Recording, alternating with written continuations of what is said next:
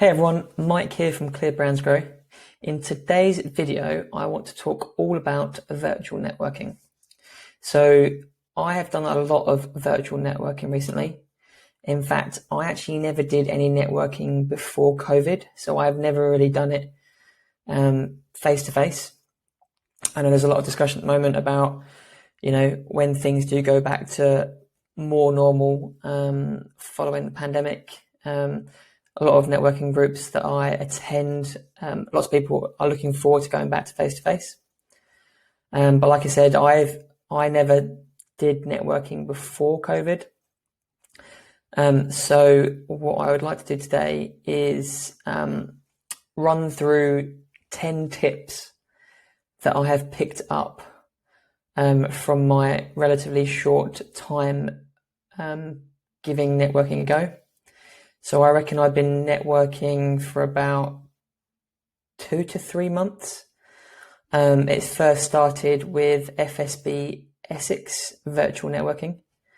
And I'm now a member of several groups and network on a regular basis, multiple times a week.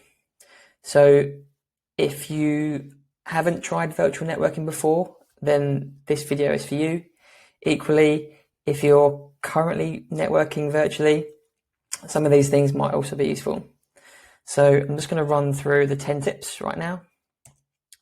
And to be honest, these are just the things that I picked up. So it's not an extensive list.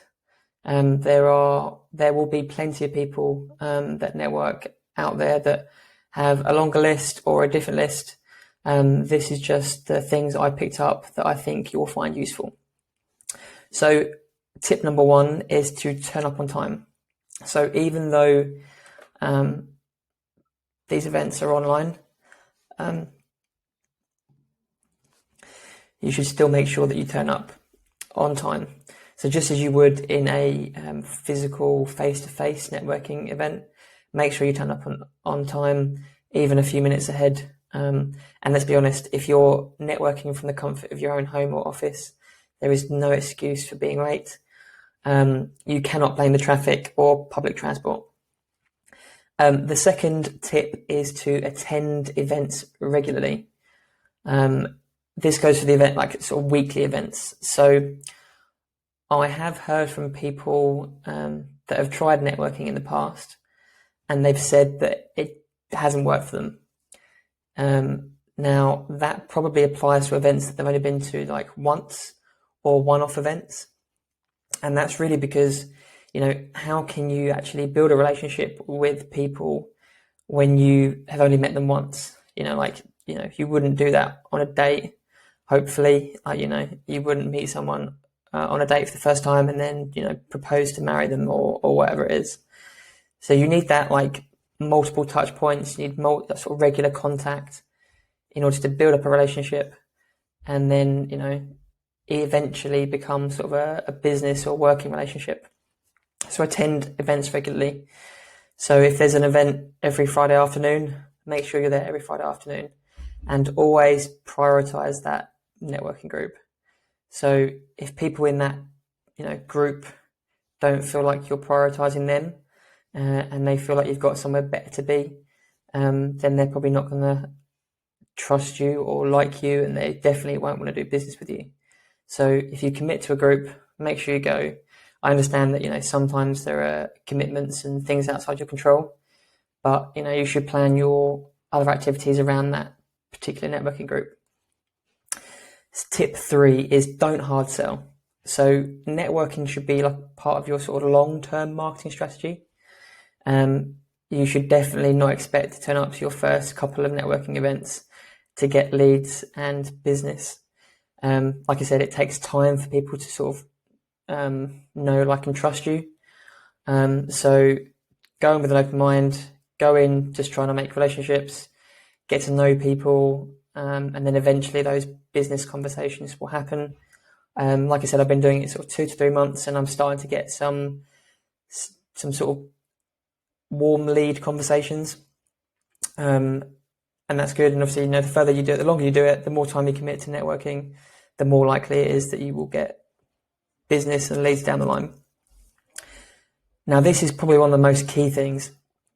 So just turning up to a networking event, even on a regular basis, isn't good enough. You need to dedicate some time to meet people that you sort of met briefly in these sort of like large networking calls. You need to meet them in one-to-ones. So you need to have like a one-to-one chat with people, learn more about them, their business, how you can help them, ask them for their ideal sort of leads and their ideal customers, and basically just get to know them and enjoy it. Get to know people. Me personally, obviously working from home like a lot of people, I am the only person in my business, so I spend a lot of time on my own. These one-to-one sessions with fellow sort of business owners and professionals, they really help lift my mood and improve my sort of mental state, because I'm actually talking to people. I'm not in the same room as them, but I'm actually having a nice chat, get to know people, and I've found just that benefit from networking has been incredible. Again, just turning up to a networking event isn't good enough. If you really want to stand out and actually sort of position yourself as an expert in your field, then you should really be volunteering yourself as a guest speaker. So just attending and sort of sitting back and making some conversation is a good start. But if you want to stand out, volunteer to provide a talk on your area. Lots of networking groups do this, so there'll be some sort of breakout sessions where you talk to people. There'll be other times when they'll actually invite a guest on to talk about their industry or their business. So even if you're terrified, stick your hand up, volunteer for that role. I promise you won't regret it. People will immediately sort of swarm to you to be sort of, answer questions on that area. And that, like I said, just helps position you as the expert. I've just realized I've skipped a point. So going back to point 5, make sure you've got a 30 to 60 second elevator pitch ready.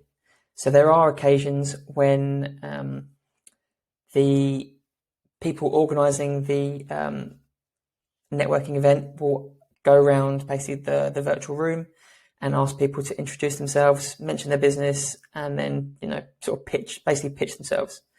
So you should ideally have a 30 to 60 second elevator pitch.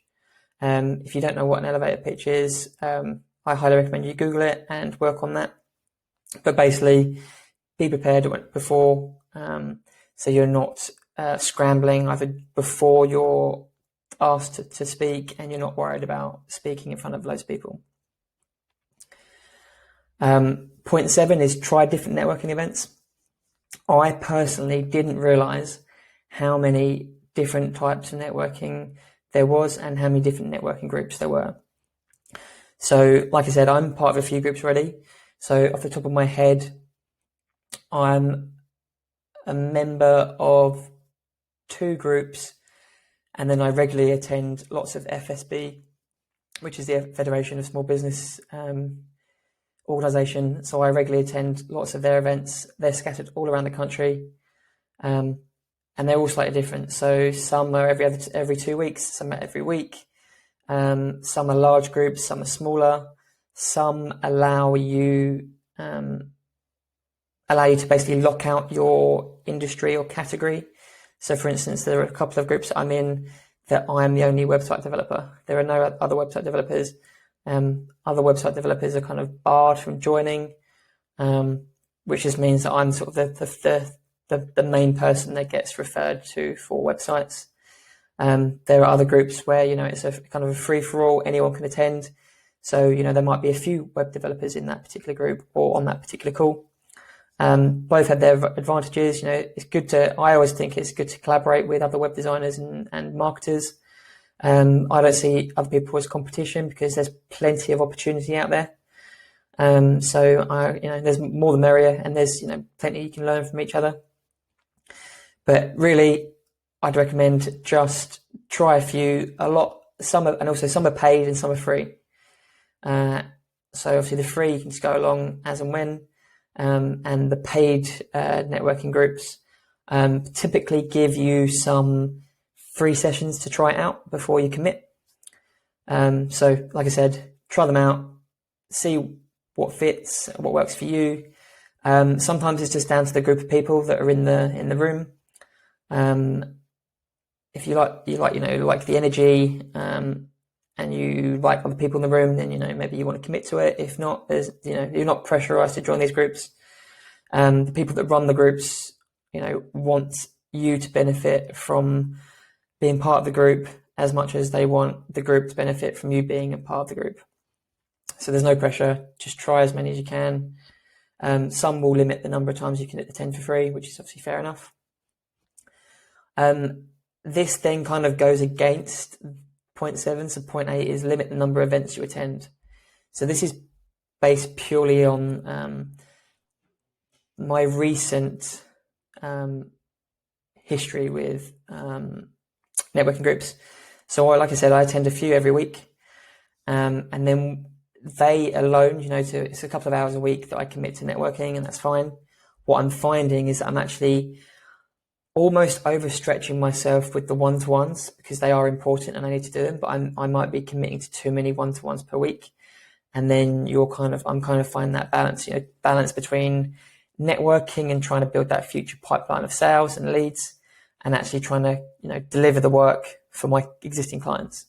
So try and find that balance. So maybe you do 1 or 2 networking events a week, and then obviously follow that up with one-to-ones, rather than trying to do 5 events every week, lots of networking one-to-ones, and then being overwhelmed and actually probably not delivering the sort of service and products that your existing clients expect. So just be careful of the amount of time you spend networking. Number 9 is use a branded virtual background. So a lot of the online video conferencing apps like Zoom and Skype allow you to add a virtual background. Make the most of that. So when I join a virtual networking group, I have a virtual background that has my brand name and logo, my contact details, and then sort of a call to action and almost UVP kind of tagline. So people can see immediately what company I represent, that they don't have to ask me for my contact details. It's just right there, sort of saves some sort of back and forth. And I've noticed that not a lot of people actually have virtual backgrounds, even though that, we've been kind of virtual networking for the last 6 months. You can still stand out in a massive group. So sometimes when I'm in a group of say 30 people on a Zoom call, only a handful of people have a virtual background, and that, to be honest, makes them stand out quite a lot. It also makes you look a bit more professional, and does hide your background, your the things behind you. And actually, if you're working from home, it actually keeps your home private. So I can actually help you with this. So if you go to clearbrandsgrow.com/Zoom, you can actually download some templates to create your own virtual background for Zoom. So visit that. So again, that was clearbrandsgrow.com/Zoom, and you can download your free Zoom background template. And then finally, have fun and be yourself. So to be honest, I was really nervous the first few times I went networking, especially being quite a new company. I'm still finding my feet, still trying to find my voice. I was certainly lacking confidence around, my abilities and stuff, classic imposter syndrome. I don't know why I was nervous, because, everyone I've met more or less on a virtual networking event has been super lovely, super friendly, and really helpful. And obviously be yourself. So don't pretend to be someone that you're not. If you're going to attend these events regularly, then, it's going to be hard to keep up an appearance. Don't lie. Like, people will find you out, and if they find you lying, then they're just not going to trust you. And there goes any chance of them being a customer or even referring leads to you.